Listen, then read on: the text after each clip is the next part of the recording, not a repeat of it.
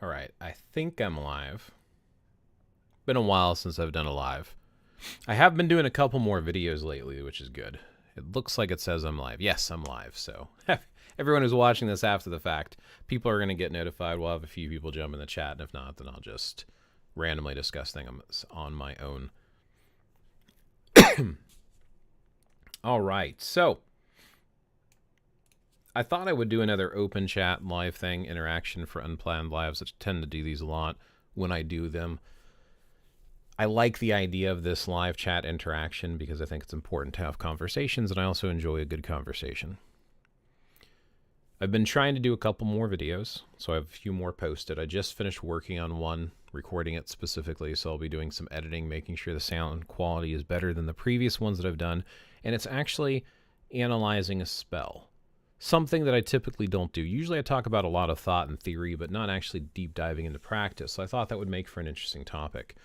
So I remember this one spell that I had heard a long time ago, and I thought, maybe I can find where I found that originally and just kind of discuss it and talk about it. And I finally found it. It was actually one of the first books that I'd ever owned that I got back in 1995 that had to do with spirituality. So I was 13 years old at the time.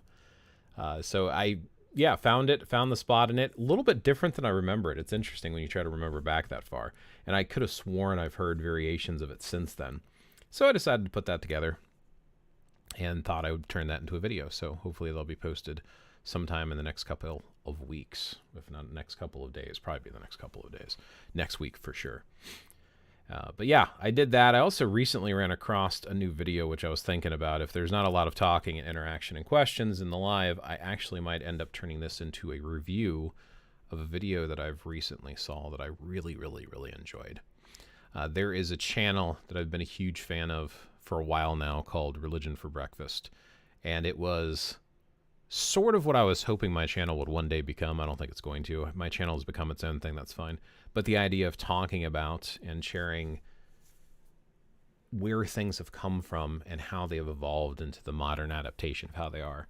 And it has this new video on there that even if I don't talk about it in this live and review it, I think everybody should go check it out and watch it. And that video is specifically... I don't know why it does this fade thing, but it's actually kind of cool. But New Age Spirituality Explained. And it's just, it's awesome. So if folks have not seen this video, they need to check it out. And like I said, if we don't get a lot of talking going on or a lot of conversation, I may very well just play this and then give commentary on it, on some of my thoughts, because I think some of the things that he covers in the video are not only very accurate and very good, but it definitely gets you thinking. And it's just another person that kind of goes through some of the things that I make claims for in a lot of my videos. I've been doing a lot more pushing, and I find maybe it's going to be difficult for me to find the right audience. Now, I do have some folks that regularly interact, and I appreciate every single one of you that regularly comment or join my lives and interact. But at one time, I had enough people to have a few thousand people following this channel. And I know that I disappeared for a while, so a lot of them stopped watching, or they moved away from YouTube, or they just don't get notified anymore because of the algorithm. But some of those people that had joined way back when, I think part of the problem is they were very much interested in a lot of the neo-paganism type stuff. And it's not that I've lost interest. It's just that I've started to find more material to suggest that it's a blend or a borrowing from other traditions. So now that I'm pointing some of the stuff out, I wonder if some of the people that have watched and chose not to watch anymore are bothered by like, oh, no, that can't be true because they don't want to accept it. Or maybe they've moved on from it altogether. We used to talk about back in the 90s when I was growing up, we used to talk about being into paganism stuff as a phase. People go through it as a phase and they'll leave it. I don't think it's a phase for everyone. I even made a video talking about the different types of people that have a tendency to get into it. And there's some people that do it as a phase. And then there's some people that will grow with it and it either becomes something different or they grow away from it. And maybe people do grow away from it a lot as they get older. Maybe they do. I noticed a trend that there was a lot of individuals, especially female specifically, who would get into a lot of the paganism type stuff, witchcraft or whatnot, as they call it today. As you know how I feel about that if you've seen some of my videos. And they would give up once they got married. They would get rid of their spell books. I remember having localized gatherings or going to the psychic festivals and whatnot, and some of the individuals like, oh, I used to do that, or I used to own that book, but they got rid of it because their husband didn't like it. And it seemed like it was rarer for male individuals to be into different types of neo-paganism. I'm not saying that's always the case. It's just something that I noticed regularly back in the 90s. And it made me wonder, so why are you getting rid of it? Why get into it at one moment? And this kind of reinforces one of the theories that a lot of the boom that happened in the late 1800s, early 1900s was around female empowerment, which a lot of people have suggested as well. Even some of the writers and authors that got into some of the stuff. Now it's interesting, though, because a lot of the books that helped in the 1950s really get this stuff spread around were written by male authors. So I think that's fascinating as well. So it's interesting. I like looking at and reading through the history of stuff. So that's why I really got excited when I saw this video by Religion for Breakfast. So, all right. So I see a couple people have dropped in, no comments yet. So let's go ahead and do this. Let's go and watch Religions for Breakfast video and kind of comment on it and turn this into a commentary, because I think this will be interesting to see. Now, I don't know how the whole fair usage thing works. As far as I know, you're allowed to watch things and comment on it. It's not about just playing his video, and I'm definitely going to put a link to it. I might even fast forward through some parts because not everybody is going to sit and watch it, right? So it starts out in 1987, a miniseries called Out on a Limb. It talks about this video, Out on a Limb, and talks about how some of these concepts were brought up on what New Age means. I've never seen Out on a Limb. It's interesting, and I actually want to go check out that reference. Talks about a book by Shirley MacLaine. I'll skip past some of these parts since it's a 26-minute video, but MacLaine's spiritual journey into beliefs like reincarnation, full life, age spirituality. But what makes Out on a Limb New Age? From energy healing and polarity therapy to astral projection, crystals, aura reading, astrology, and chakra balancing to stand outside normal or mainstream religion. Now, religion as a short... So I'm skipping past some of the stuff because even though it's a great intro, and like I said, go watch the whole video, check it out for sure. Once he starts defining things or bringing up what his definitions are, that's the thing that's got me thinking lately. Like, oh yeah, that kind of matches up what I'm trying to get at, which is...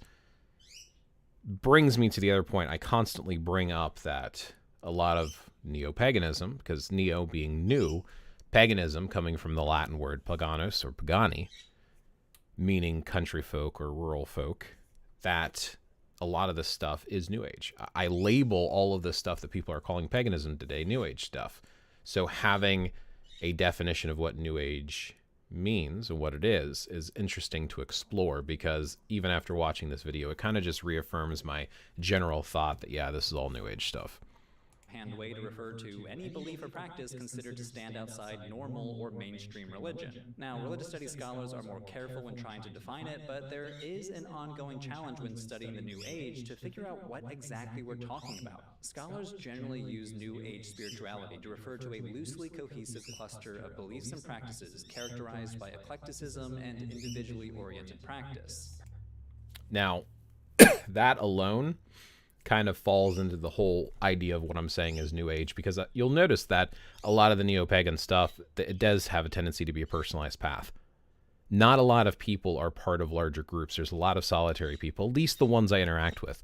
I find that people that specifically go with a coven or a Hoff or a grove or a kindred of just some sort of group and are actually practicing together don't have a tendency to reach out or be as loud as often. They tend to be a little bit more secretive and keeping things hidden. And even the solitaries, not everybody goes out and talks about it.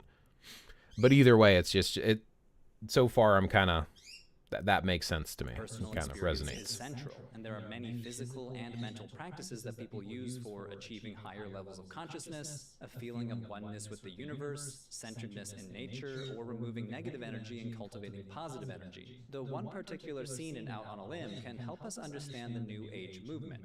In this series, Shirley MacLaine befriends this guy, David, a character representing all.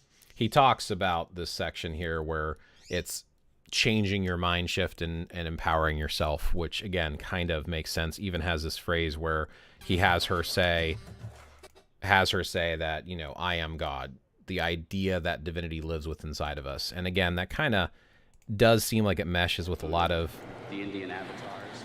New Age spirituality type stuff. And I still don't know if this is originally where the idea of New Age came from, but it does fall pretty closely with a lot of the way that people talk about it today. In a way, a lot of these New Age paths seem to fit into being New Age. Expressing what religious studies scholars call perennialism, the idea that all of the world's religions share a foundational wisdom and truth. In this case, the truth that everybody is part of God. The kingdom of heaven is within us. But David says that unfortunately this can take multiple lifetimes to come to that simple realization.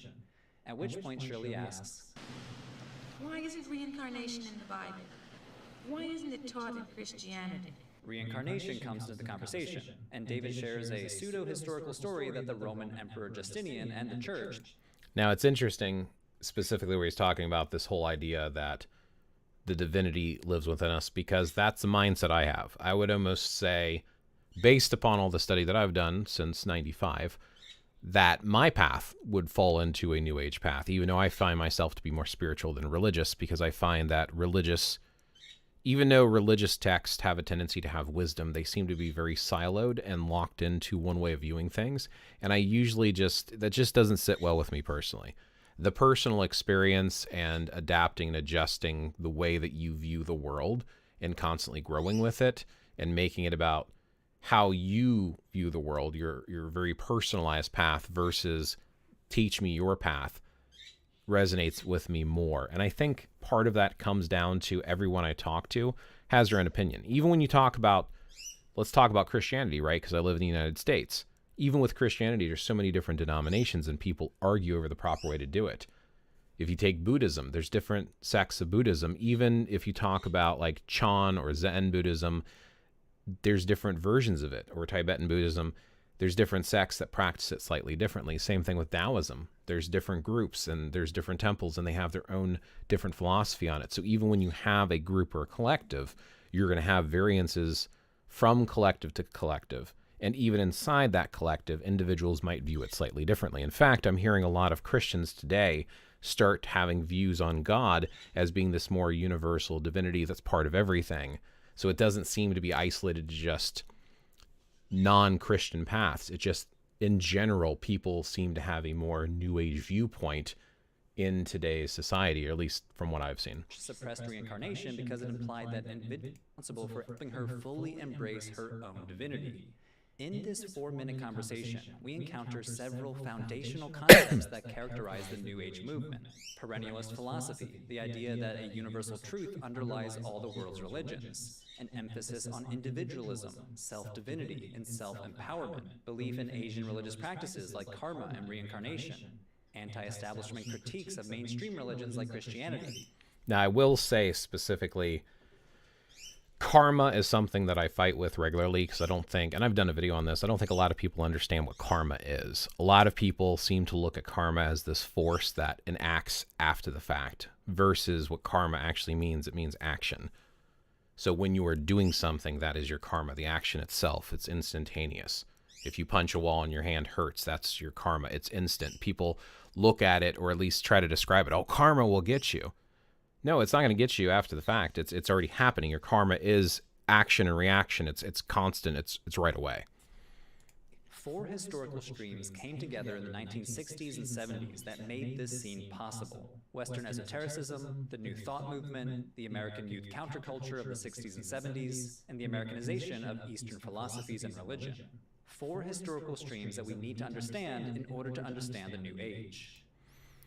A lot of stuff, and I've even mentioned this before, where there is this group of elemental associations. You know, you've heard Akasha used for spirit before, and they're called the Tattvas, right? It's in Hinduism. It's part of different types of spiritualities. Again, some of those Eastern spiritualities and paths, and it's applied to a lot of modern paganism, these Eastern ideas, even with meditation and different stuff like that. So I think it's interesting that this is brought up, and it does seem to resonate with the general idea that I have behind the term New Age. So Western esotericism and 19th century occultism are precursors to the New Age movement, especially theosophy, a philosophical and religious synthesis of mysticism with categories like Buddhism, Hinduism, and Christianity. In other words, everything is up for grabs. You don't need to decide which religion is true and which is not, because truth is in every single one of them, and you can individually identify the truth in each wisdom tradition for yourself. Now, I 100% agree with that mindset. So again, the idea of what New Age might have come out of, if any of this is accurate, does resonate with me personally and does feel right. As we'll see later, this becomes a major part of the eclecticism and individuality of New Age practice. One of the most influential theosophists important to the history of the New Age movement was Alice Bailey. She foresaw an imminent era of peace and love and based her reasoning on astrology. And Astrology Music Festival in 1960. Like I said, I am skipping through parts of this because there's parts specifically that I want to talk about. And like I said, I do recommend going back and watching the video. As you can see, I already like it, and I'm already subscribed to his channel. 9 was originally branded as an conspiracy, guide people towards spiritual enlightenment and a harmonious world order. Decades later, in the 1970s, some started to believe in a generation of so-called indigo children. People believed I remember special indigo and children. supernatural abilities that are destined to bring about a transformation in human consciousness and society. In his book Revelation, The Birth of a New Age, the New Age thinker David Spangler introduced the concept of seed people, special individuals scattered throughout society, quietly influencing and preparing the ground for the coming already begun, and we just don't realize it yet. Now, while this was a big deal in the 60s and 70s, eventually the millenarian aspect of the New Age faded a little bit. It never completely disappeared, though. For example, some of you might remember the expectation around the end of the Maya calendar in December 2012. I remember that. Healing, and people even gathered at Maya archaeological sites to celebrate the event.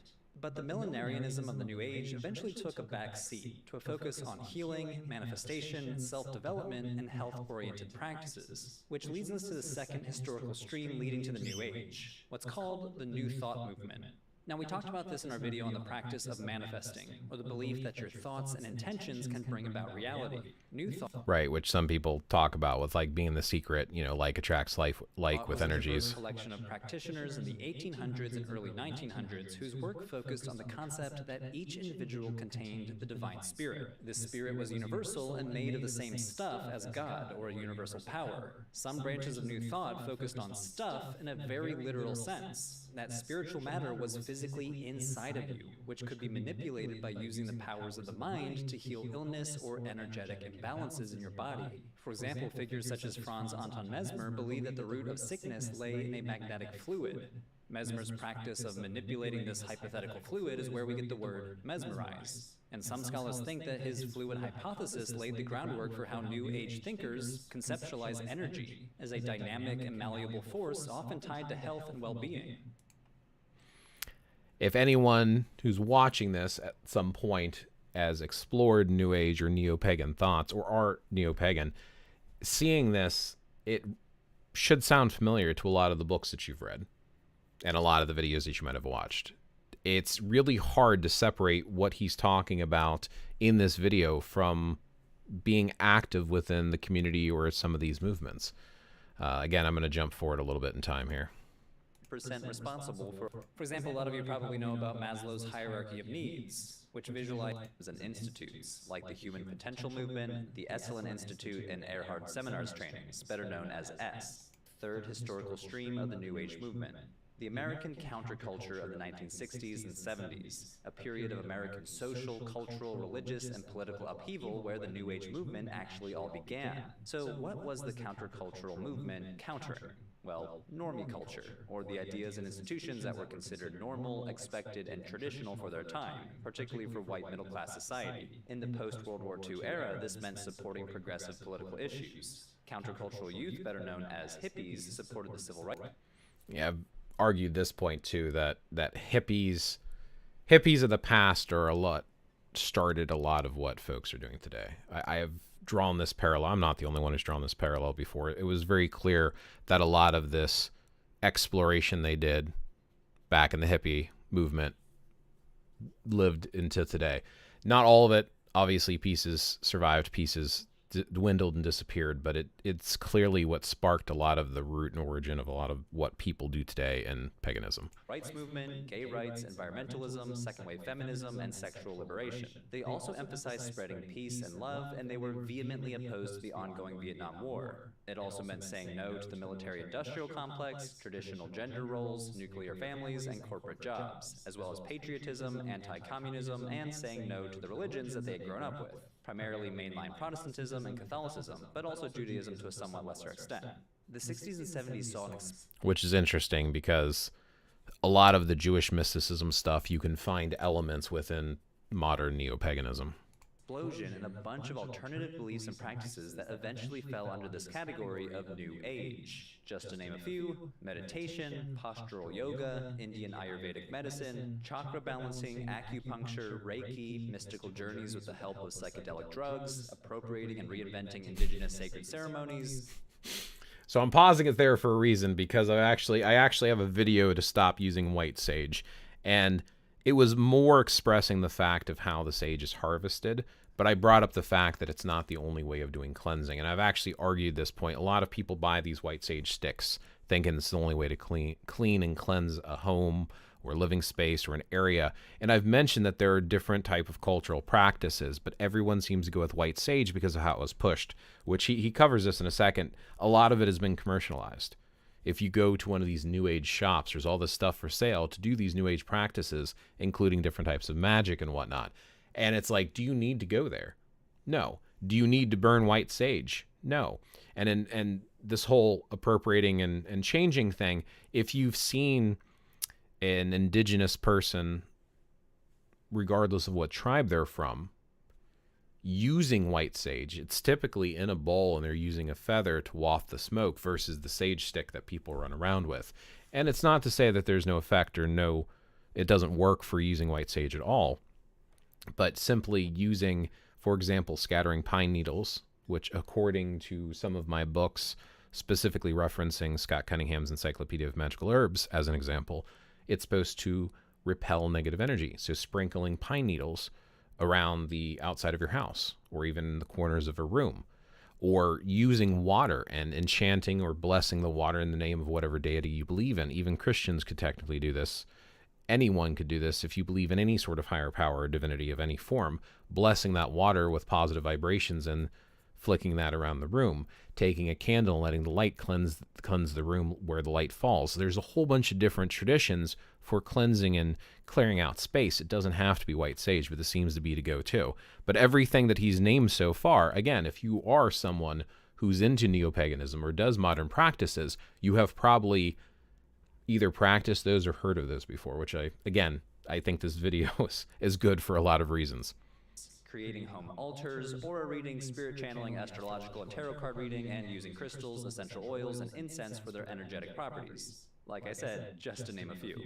Let me go back. Let's go to that list one more time.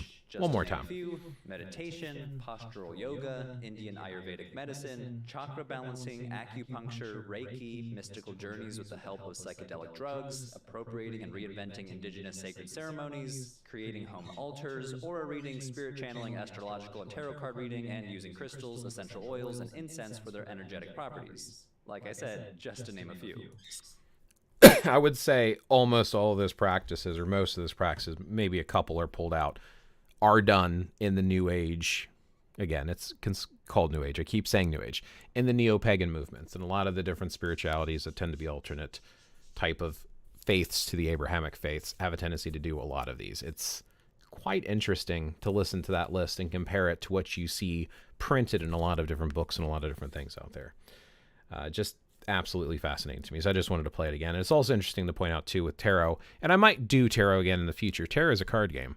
It's a deck of playing cards. There's actually rules on using it. In fact, there is even methods that you can look up yourself and look for different meanings where you can take a standard deck of playing cards and you can learn how to read just off of a normal deck of playing cards. It doesn't even need to be tarot cards.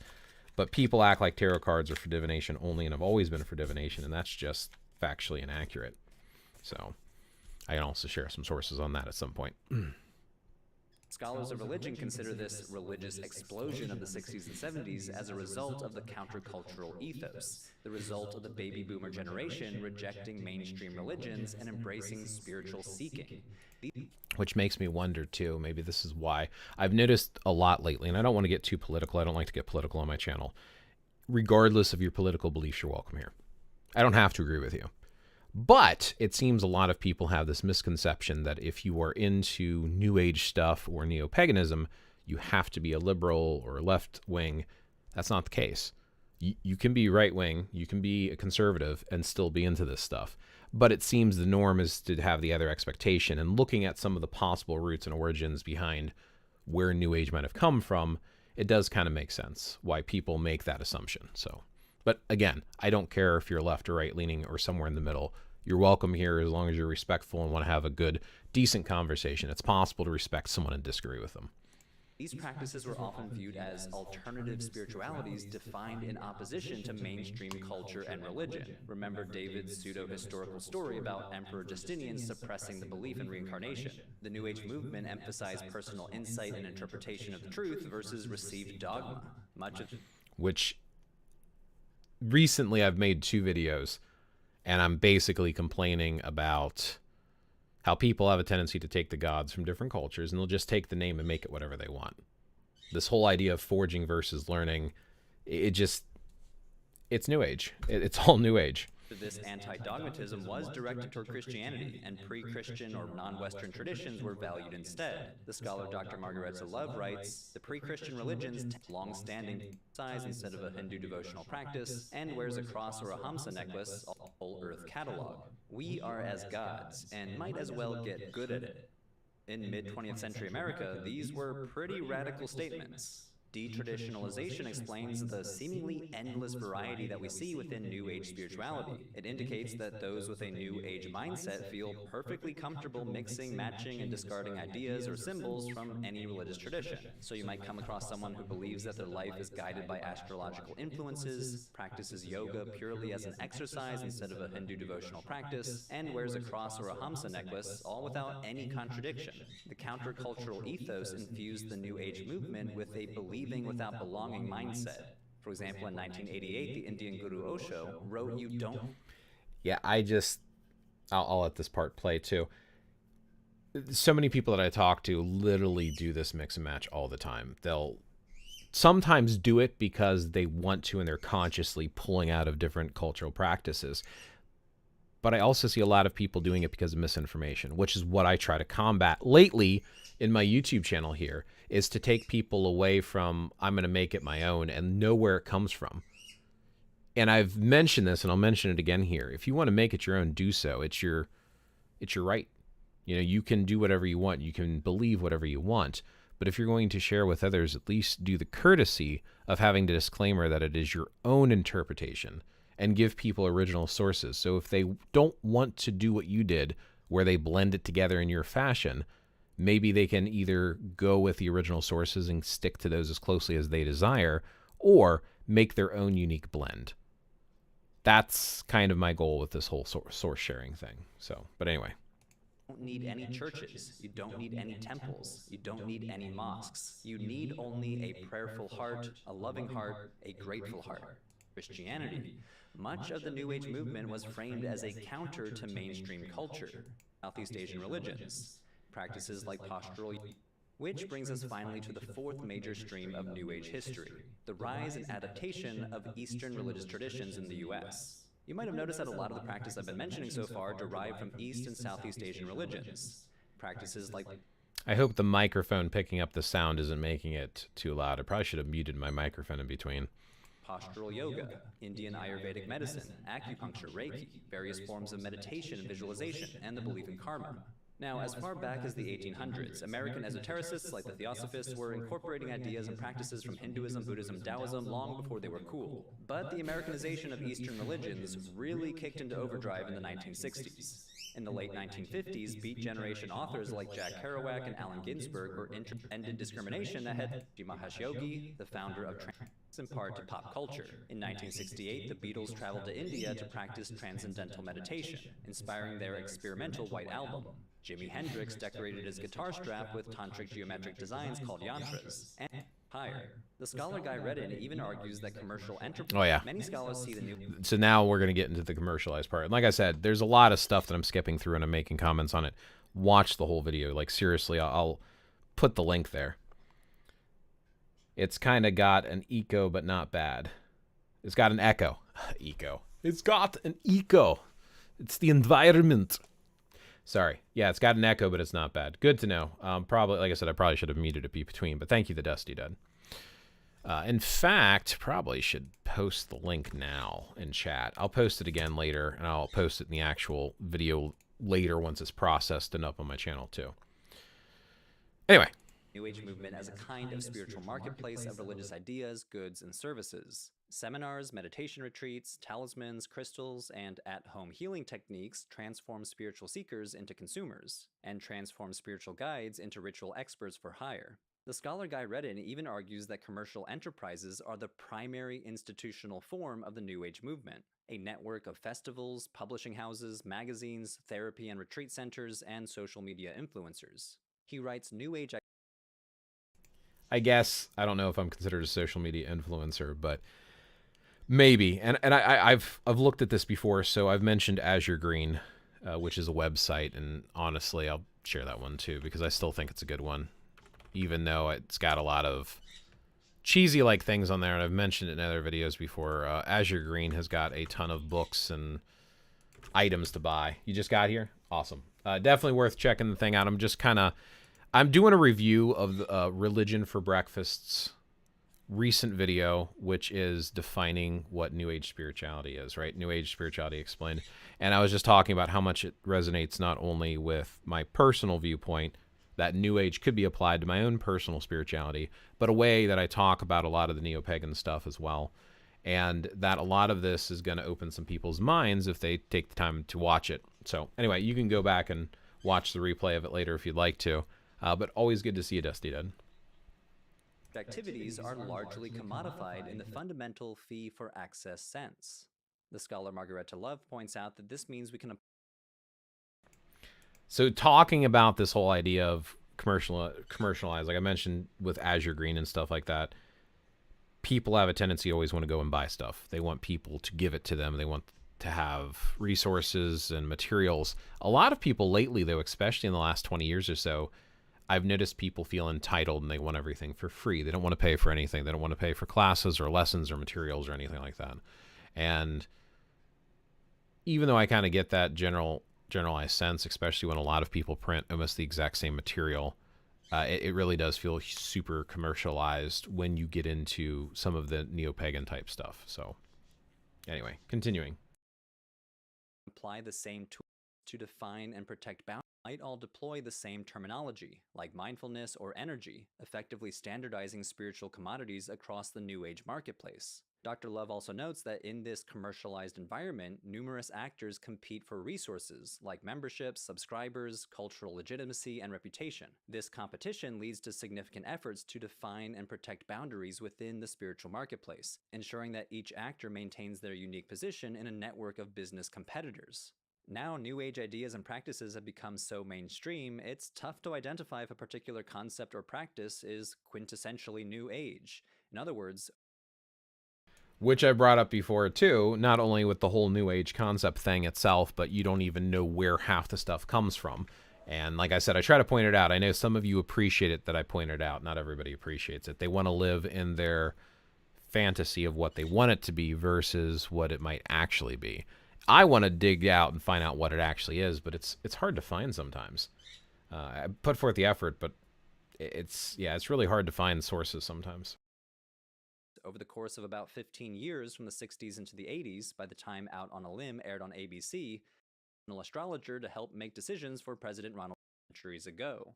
Because New Age beliefs and practices are not new anymore, but deeply ingrained in popular holistic health and therapeutic practices, many scholars have advocated for doing away with the idea of the New Age altogether. Also because it's become something of a pejorative term, a catch-all term for weird stuff. Ultimately, I do have to admit, I apply it probably more often than I should. But I don't know what else to call it. Like, what else do you call it? Like, if you look at any of the neo-pagan movements of today of any form, they're so different and so unique. It's like there's got to be some way to lump them all together. And I wouldn't even necessarily argue all the practices that I call New Age are necessarily within that neo-pagan group.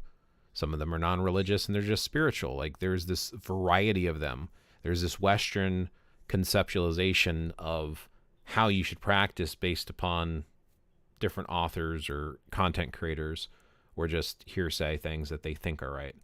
And that happens so often. And it's frustrating, especially when people start printing out books and publishing their own thoughts and they don't tell you where it came from. Even the book that I did the review on the spell for, which like I said will be published sometime this week, I'll put it up on YouTube. Where did he get the ideas from? He doesn't say. And I like this author. I like Scott Cunningham, but he doesn't say.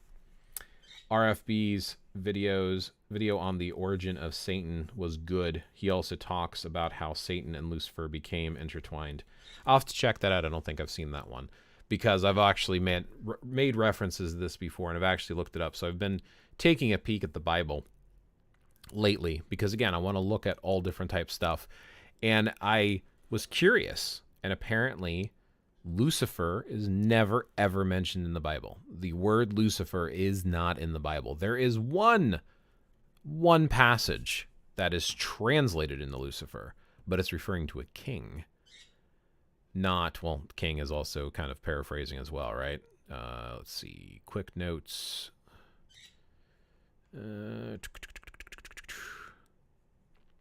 This talks about the term. Nope, wrong one. I'm under the wrong one. There it is. So Isaiah 14:12 refers to a human king. And it has the Hebrew term Hele, shining one or morning star. They sometimes translate into Lucifer. But the actual name, so I would be interested to see that and kind of see how that kind of changed and shifted for mindsets for today. That would be definitely interesting. There's no official doctrine or definition of the New Age, and it's subject to our imprecise and changing notions of what constitutes it. But several historical streams joined in the 1960s that sparked something, a movement that made Shirley MacLaine's miniseries possible. Watching that conversation between Shirley and David, we can identify the marks of new thought, with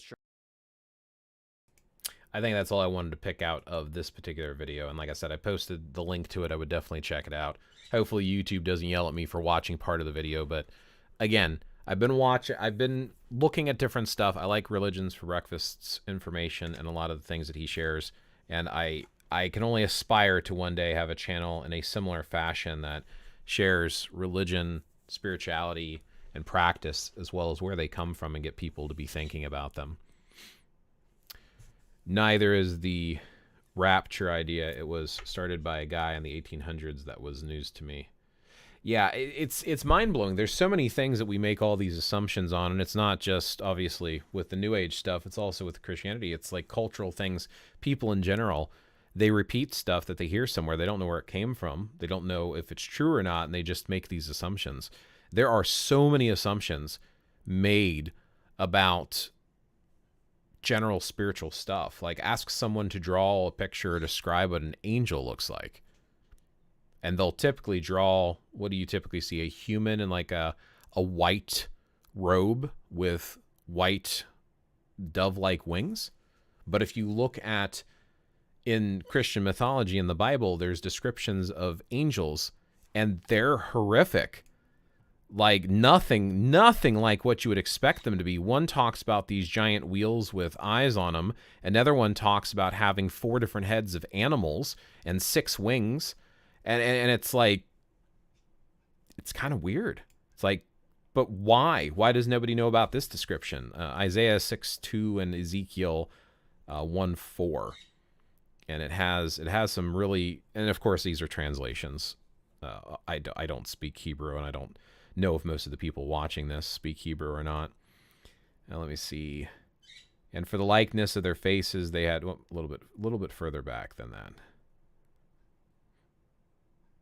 And this was their appearance. They had the likeness of a man, and every one had 4 faces, and every one of them had 4 wings, and their feet were straight feet, and the sole of their feet was like the sole of a calf's foot, and they sparkled like burnished brass, and they had the hands of a man under their wings on their 4 sides, and they had their faces and their wings thus. Their wings were joined one to another. They turned not when they went.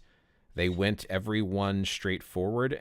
As for their likeness of their faces, they had the face of a man, and they had 4 had the face of a lion on the right side, and they 4 had the face of an ox on the left, and they 4 had also the face of an eagle. And their faces and their wings were separate above. 2 wings of every one were joined one to another, and 2 covered their bodies. And they went every one straight forward, whither the Spirit was to go. They went, and they turned not when they went. But like, this is just one description, right? But nobody I've ever met has described angels in that fashion. But everyone says that they're, well, not everyone. Christianity is very popular. A lot of people claim to be Christian, and most people have this other depiction, and I have no idea where that depiction of angels came from. We have these commonalities that we just do and say and repeat, and people argue over it and fight over it and get very violently mad over it, and it's like, can't even reference where it comes from? You don't even know your own material? I'm trying to move away from that. I think that's another reason why I'm not really too big on religion. I think I have a vast amount of respect for people who are religious and take it seriously and take the time. Like, for example, people who are Jewish that actually learn Hebrew and read the Bible and can quote the Bible. It's not for me, but I have respect for that. Same thing when people do get into some of the revival reconstruction stuff, the New Age, because like I said, I use that term a lot, that do a lot of the New Age stuff with Norse, right? Norse paganism, Norse heathenry, whatever you want to call it. And they can quote or give you huge sections of the sagas and Eddas. They take the time to read them, study them, and understand them. You don't see that a lot. So, what else do folks have to mention, talk about? Feel free. Like I said, this is an open chat. Ask me anything you want. What's on your mind? What do you want to discuss? I just wanted to talk about that video. That was the main thing that was on top of mind for me, and I wanted to get back to doing some more lives. So here I am.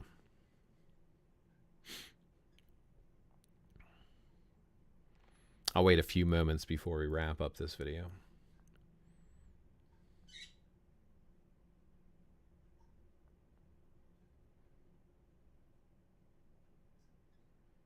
All right. Well, a little bit later stream than normal. I do want to thank you all for hanging out. It's always great to see folks. Always feel free to ask questions and discuss things. I don't always get a chance to do these Saturday lives, so if you typically attend and you missed this last one, like, darn it, I missed it, I'll try to go back to scheduling them again. I can't think of anything right now. No problem. Laura Perry, my thoughts are that the tools that are used as crystals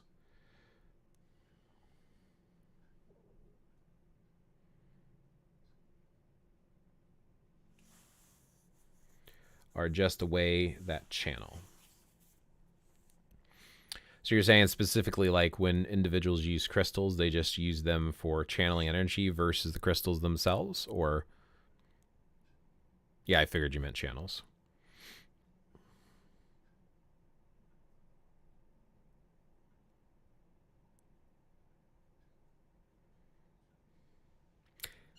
Yes, I think that's possible. I think, and this is tapping into hearsay stuff. I don't have direct sources or references for this. But I do have certain books, like I have this Love in the Earth book, A Kaleidoscope of Crystals. I can't see the author's name, but it goes into describing how different stones have different energy properties and vibrations. Now, this, of course, comes down to belief. Some people won't believe in it, but it is theorized, like wood, stones, and crystals all have their own basic vibrational property based upon the type of stone they are, which is why they recommend the use of certain stones in different type of New Age practice, whether it's healing, manifestation, spellcasting, protection, warding, whatever the case may be. I don't know. I'm not saying that one is right over the other, but it's definitely interesting to hear different theories on why individuals would use crystals.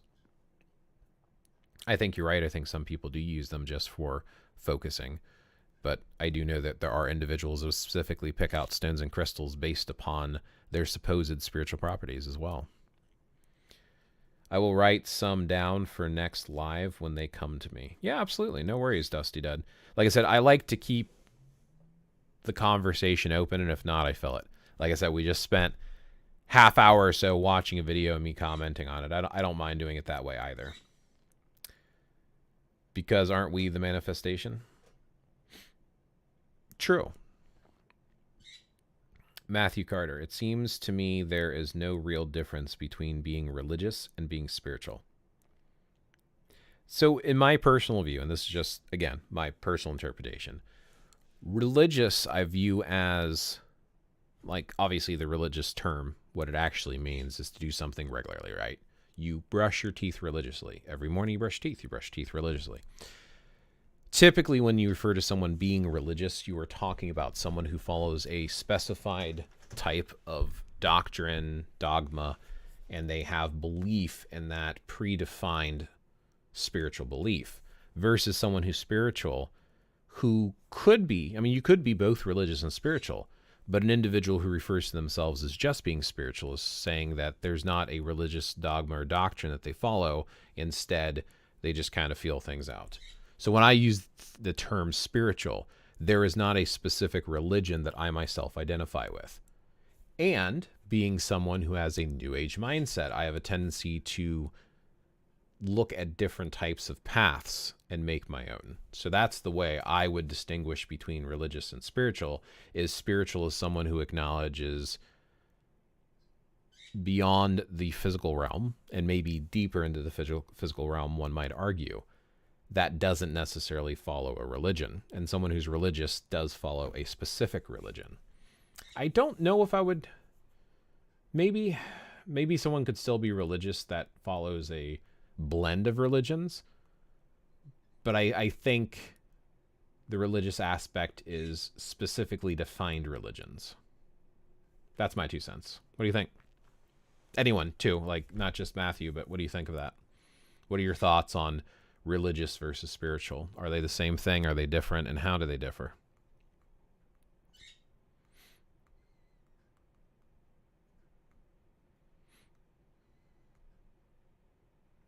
I'm pausing because I know there's sometimes a lag in my stream, which makes no sense because my internet is 300 up, 300 down, so all of this should be pretty quick to get out there. But I still want to give folks a chance to respond or type out their thoughts before I just, like, go on to the next topic or say, oh, the live's over.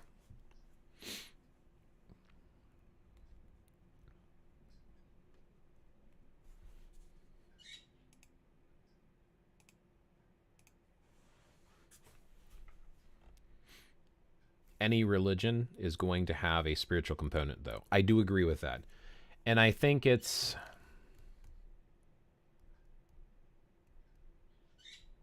I don't know if I can think of an example of someone who is religious and not spiritual. But I think it's more, at least from my perspective, that someone can be spiritual without being religious.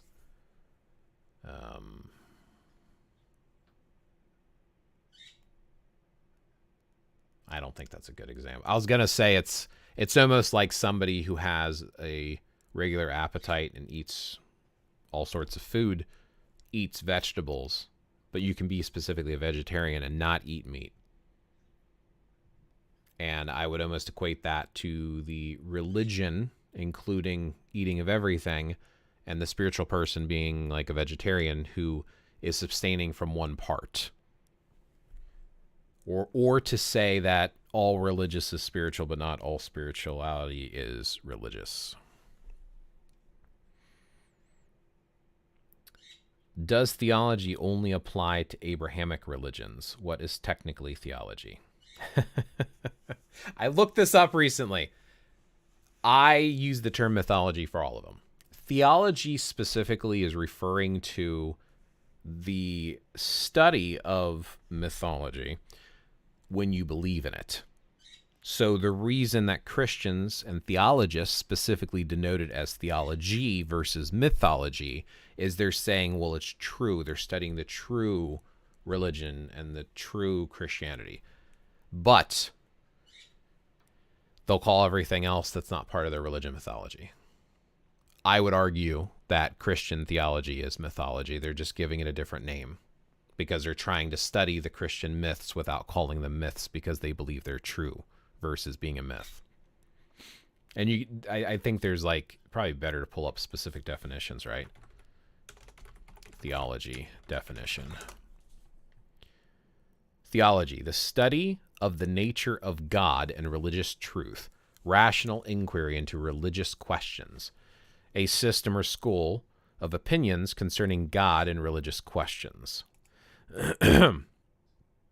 Both Merriam-Webster and Britannica.com are sources I like to read off of, so let's hop onto some of those.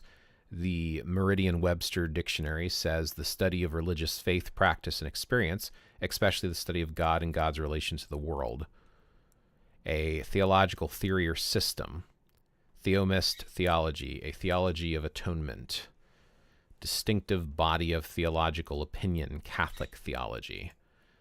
Britannica says theology, philosophically oriented discipline of religious speculation and apologetics that is traditionally restricted because of its origins and format to Christianity, but that may also encompass, because of its theme, other religions, including especially Islam and Judaism.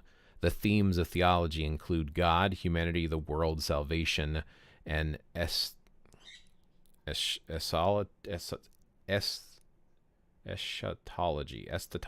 well, the study of last times. So, versus mythology.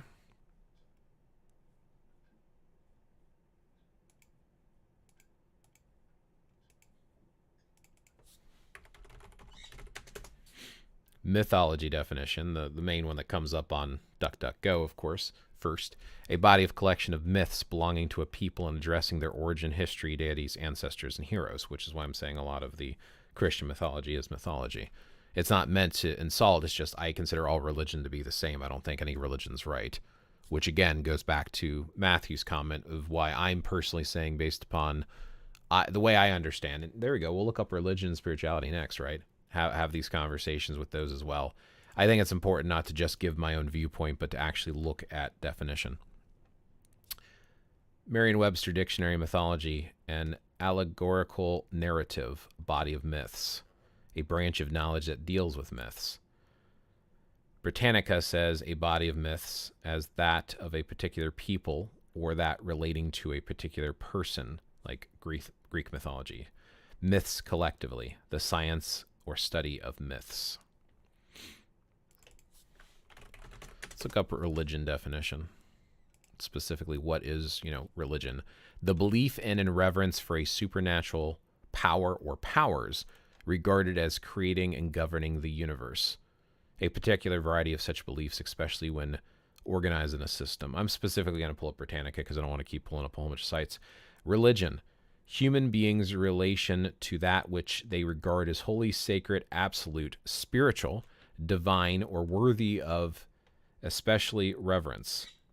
It is also commonly regarded as consisting of the way people deal with ultimate concern about their lives and their fate after death. Let's look up spirituality definition. State, quality, or fact of being spiritual. A religious belief or manner of pursuing a religious life. So there you go. It looks like they tie it directly in there. Spirituality from Britannica says it's a noun, plural spiritualities, the quality or fact of being spiritual, incorporeal or immaterial nature. And spiritual is of, relating to, or consisting of spirit, incorporeal, of or relating to the spirit or soul as distinguished from physical nature, closely akin in interest, attitude, and outlook, etc. or of relating to spirits or to spiritualist, supernatural, or spiritualistic. There's a whole bunch of different ones on Britannica about spiritual. So I think I still would be comfortable with my argument of religion refers to, or being religious refers to a religion, versus being spiritual can exist outside of a religion, even though it's typically inside of one as well. Is most spirituality and occult stuff based on Kabbalah ideas, Latin style, and witchcraft? I would say no. I would say that some of the spiritual philosophies delve outside of that, but I think a lot of the neo-pagan movements have a tendency to lean into those. One of the biggest and largest influences that I've seen for neo-paganism comes from the Hermetic Order of the Golden Dawn. So if you look up Hermeticism, specifically Franz Barden has a great book that deep dives into it. It actually comes out of Hinduism. So it's not even from Jewish mysticism like Kabbalah, it's out of Hindu mysticism, which then touches upon some of the Eastern philosophies. You also have different type of Eastern spiritualities, such as Taoism. Taoism can both be religious and philosophical. I did a video on this if you want to check it out.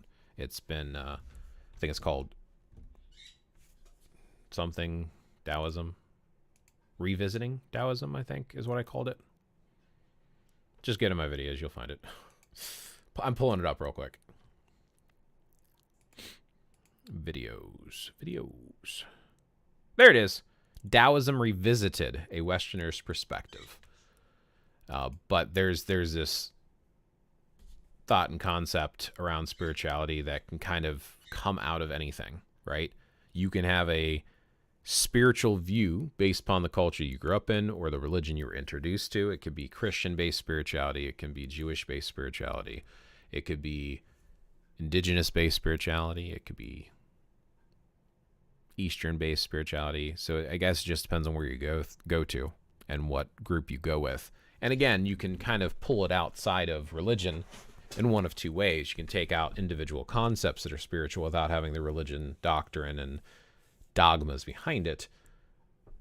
But you can also just kind of have a generalized spiritual approach of looking at, like, through an animistic or monistic viewpoint of nature in general, and look at the unseen spiritual world and make up your own mind about it, even though your mind's going to be influenced by what you were taught.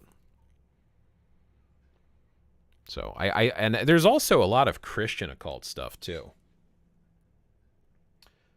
I think I've gone over books before, but as an example of some Christian occultism, or I'm sorry, Christians who wrote about occult stuff. So John Dee, Abraham the Mage, all that stuff.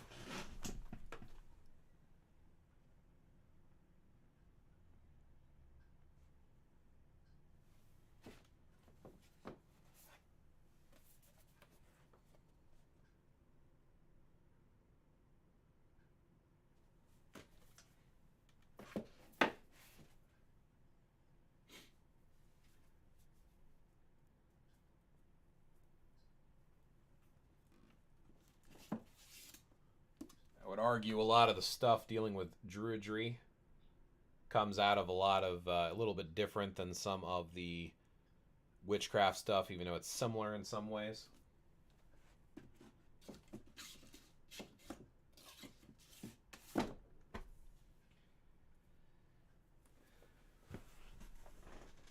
Just depends on who you talk to. But I do know that I was doing some research on Gerald Gardner, and apparently he drew a lot of stuff from Kabbalah, and he drew a lot of stuff from Hermetic Order of the Golden Dawn. So specifically, a lot of those are going to be, like I said, mostly a lot of the occult stuff are going to be centered around those. But we also, like I said, have stuff from John Dee and Abraham the Mage and stuff like that that individuals can look at. I actually have a list of books that supposedly are going to teach you magical stuff, like magic powers and stuff, right? Let's see. Books to read. Those are not for those pagan Christian. Magic research, that's the one it was. Books, names in ancient cultures, rare books. Here we go, rare books. Introduction into Hermetics, Sacred Magic edition by Franz Barden. That's the one I mentioned to you. Radio, The Gospel of the Witches by Charles Leland from 1899, which I've read and done reviews on. The Magus, Volume 1, 1801 by Francis Barrett. Codex Gigas Devils, Bible attributed to Herman the Recluse from the 13th century. The Book of Sonia, or Soiga, by John Dee, written and translated by Jane Coopin in 2014. The Picatrix, or Gyant al-Hikam, apparently that's from 1259. That is Arabic, originally written in Arabic. The Grand Grimoire, the Red Dragon, 16th century, also known as the Gospel of Satan. Forbidden Rites of the Necromancers, manual by Richard Kifker from 1998. This is from the Munich Manual from the 15th century that he pulled pieces out of.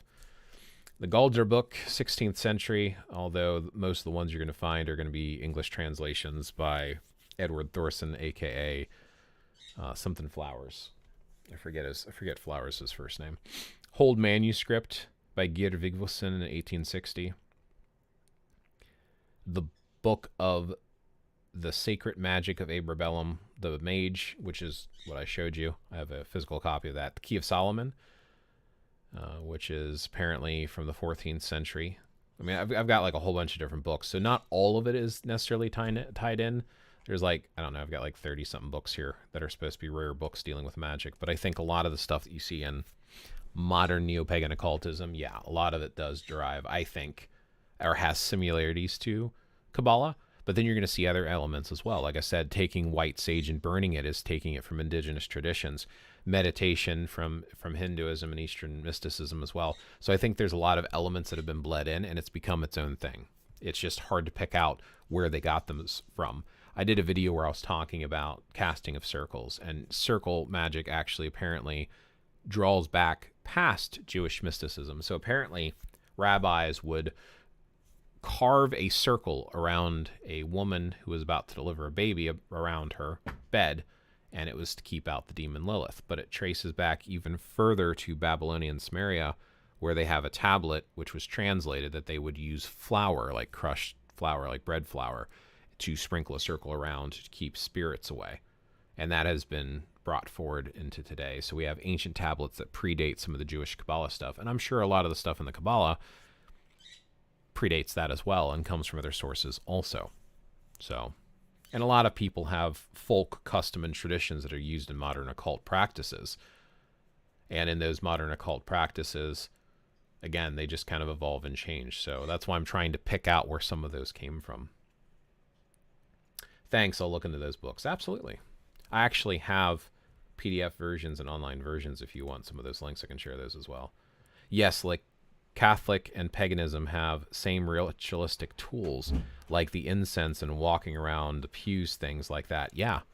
And I've actually, and one of the theories I have, one of the arguments that I've made is that people don't give up their religious practices. So a lot of people make this argument that modern Christianity has pagan DNA because they're doing what the pagans used to do.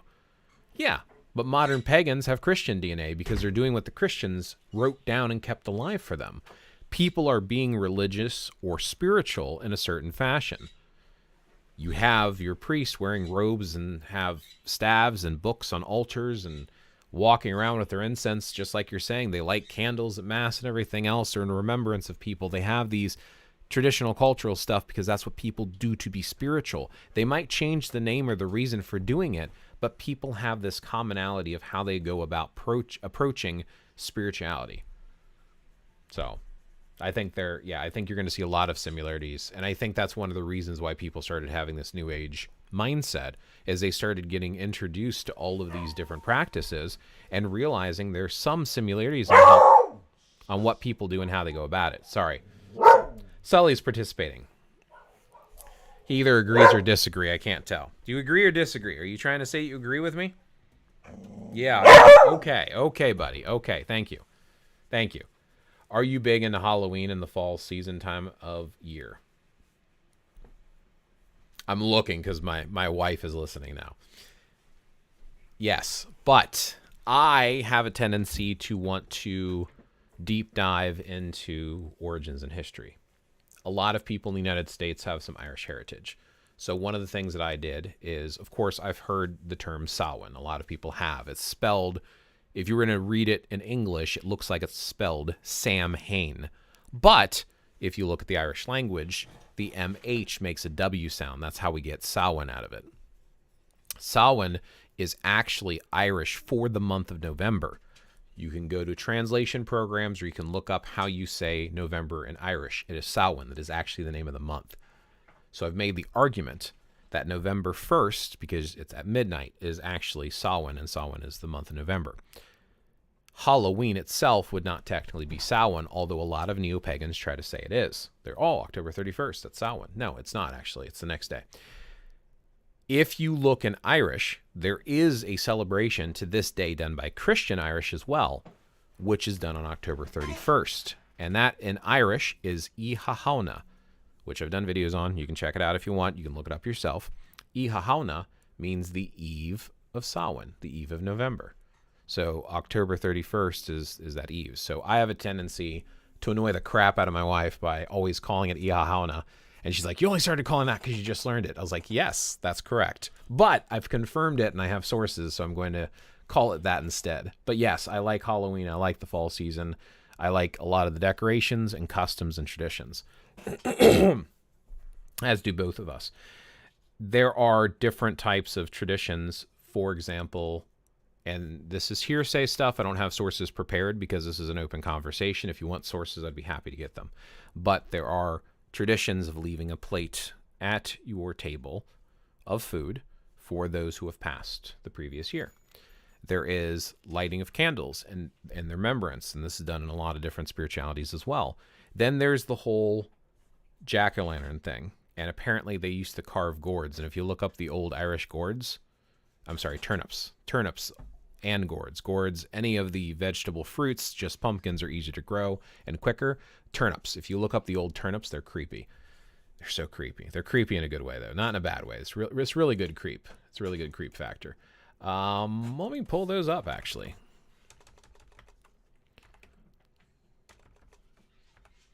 And I have it written down because, writing stuff down is awesome.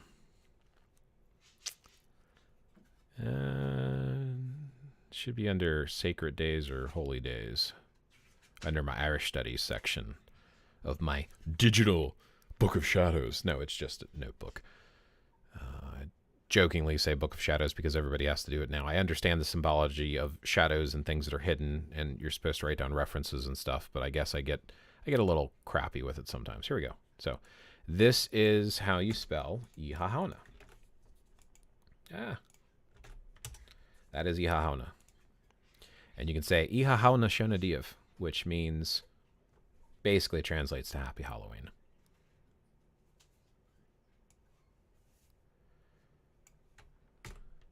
And you can also say Happy Halloween to a group of people or a single person. Let's see. To wish someone a Happy Halloween, you can say Ihahauna Hunadich. Ihahauna Hunadich. And you can also say Ihahauna Hunadiev. Hunadiev. Hunadiev. I'm not very good at Irish. I know like a handful of words because I looked them up. And there's some references, as always. If folks want references, there's some really cool stuff about that. But yeah, I really do like that stuff. So you ask me a question, I get down a rabbit hole. Isn't that fun? Isn't that great? Let me pull up the turnips now that I've shown you how to properly spell. They have some really cool turnips that were carved, and they have like, I don't know, they preserved them or something. So hopefully this will actually go to the right window. Yay, there you go. Let me zoom in. That's a turnip.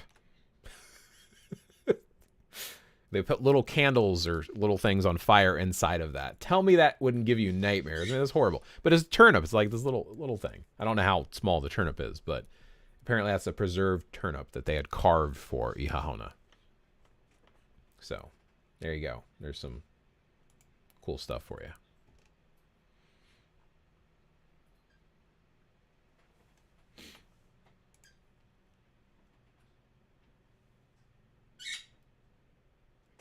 I'm just going to call it November Eve. You can call it whatever you want. You can call it Samhain. You can call it Halloween. I mean, the term Halloween is a modern adaptation of the word. Calling it Halloween is fine. My wife will not call it anything but Halloween because she says I can get over it. We both like it. That's what we've called it. That's what we grew up calling it. That's what we're going to call it. She's very practical in her approach. But me, I got to get fancy. Be like, my ancestors call it. You're not your ancestors. You don't speak Irish. It's Halloween. So. And when I tell people that what Samhain is, I'm not trying to tell them that they're not allowed to call it Samhain anymore. It's just, I like to give sources, references, evidence, and I like to go back. You know, people are taking and plucking out all these different words from different practices, and they're just bundling them all together, and I don't like that. And part of the reason that I don't like that is because I bought all these damn books, read them, took notes for years, and half the stuff either repeats or is wrong. So now I want to know the truth. Truth. Give me truth. Truth seeker here. Got stuff to do. Don't got time for this. Last year, the leaves didn't change until mid-November where I live. I was kind of disappointed. That is kind of late. I think it varies with us. It's somewhere between September and November, typically. Now, what's really going to blow your mind is think about people in the Southern Hemisphere. It's going to be completely different for them. I mean, technically, and someone's asked me this before, would you technically swap Ihahauna with Beltane if you're in the South? And some people say you would. But you also got to remember that these names and traditions are stuff that originated in some of the Celtic language-speaking lands, Anglo-Saxon area, Ireland, England, Scotland, you know, that region, France, the Gauls. So you have this region that it came from that was in the north. So, of course, these festivals, these seasonal festivals, are going to be geared around the area that those were created. Yeah, I didn't think they changed in Florida. Well, not Florida. I mean, like, Southern Hemisphere, not just the South. I mean, go down, Brazil? Lower part of Brazil? What about Australia? They're not going to have the seasons as us.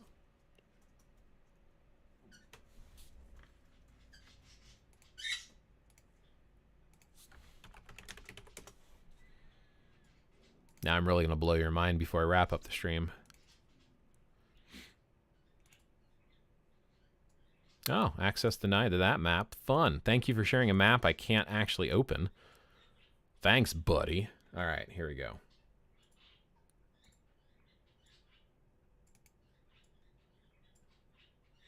So here's a world map. So basically anything south of the equator. So Australia, South Africa, Brazil, Argentina. Any of these areas way down here are going to have a different season. It's not going to match up with the north. When it's summer up here, it's going to be winter down there and vice versa. New Zealand, right? Now, here's the part where I'm going to blow your mind. This is what's really going to mess with your head. I never knew this. I never knew this. This map is flattened out from a globe. Russia would fit inside Africa. Africa's bigger than Russia. But on the map, because we just glanced at the map, we think Russia's bigger, and it's really not. It's because of the way it's stretched out and being on the side of the map. I'm serious. Look it up.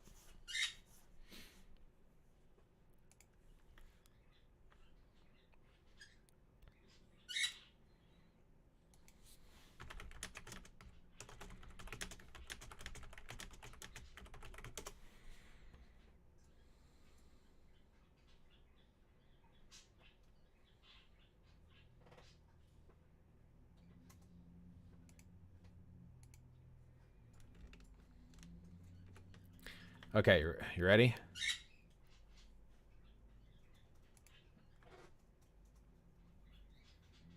Look up the actual size of them.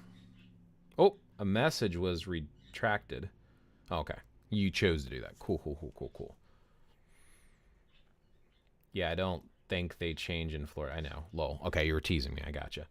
What was the significance of November? We were talking about the word Samhain, where a lot of people will practice Samhain on October 31st, but Samhain is actually the Irish word for the month of November. So technically Samhain would be November 1st if you wanted to be technical about it. And in fact, since it comes from an Irish word, there's actually an Irish word for the day celebrated on October 31st, which is Ihahauna, or the eve of November. That's why we were talking about that. Interesting screen name. What if you live on the equator? Good point. Close to the equator, on the equator, and below the equator, it's going to be a little bit different than going up to yeah,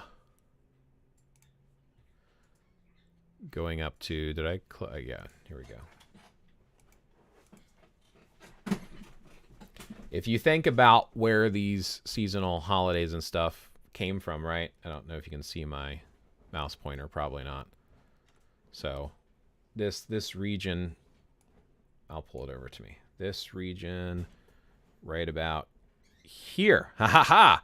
This region right about here is seasonally where some of those, like Samhain, come from, or Beltane, right?